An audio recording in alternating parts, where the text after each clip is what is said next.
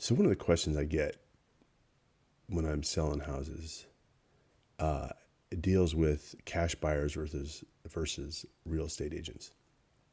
And before I was a real estate agent, I was a cash buyer. And one of the things that the cash buyer has, they can move quickly.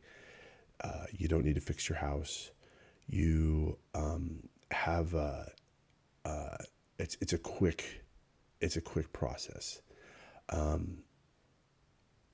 The thing that I found, and the things that these cash buyers harp on, is that they'll pay closing costs.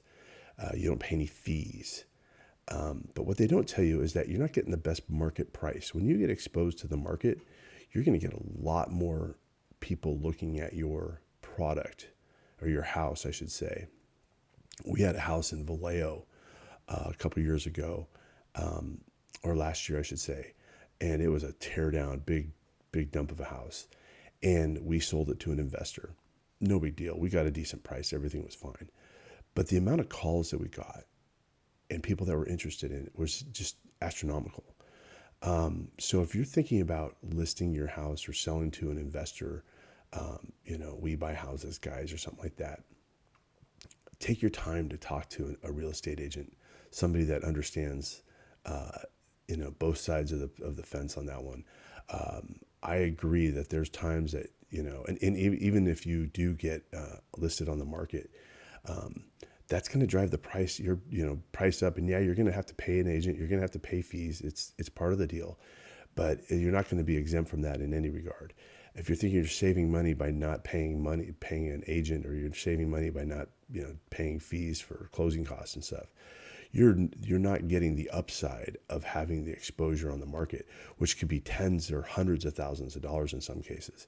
I know that back in the day when I was an investor with cash, I lost a deal because there was something in the paperwork, or something happened. I forget what it was, but then the person went with her friend who's an agent, and she listed it for like 50,000 more than what we were negotiating, and she ended up getting like 75,000 because she put it on the market. And it's really hard to compete, for investors to compete in this space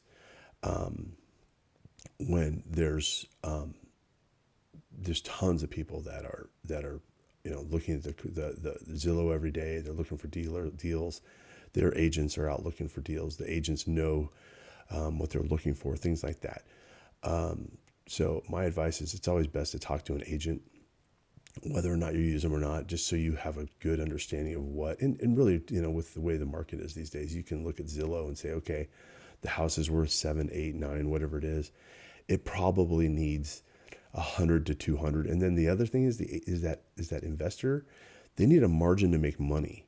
And that's the other thing that they don't tell you about, which is usually like 10 to 15%, which could be, 70, 80, $90,000 in some cases. And so, don't be fooled to think that you're saving that much because they're quick. You're typically better off going with an agent, that can get the exposure that you need to the market. There's plenty of people that'll buy it.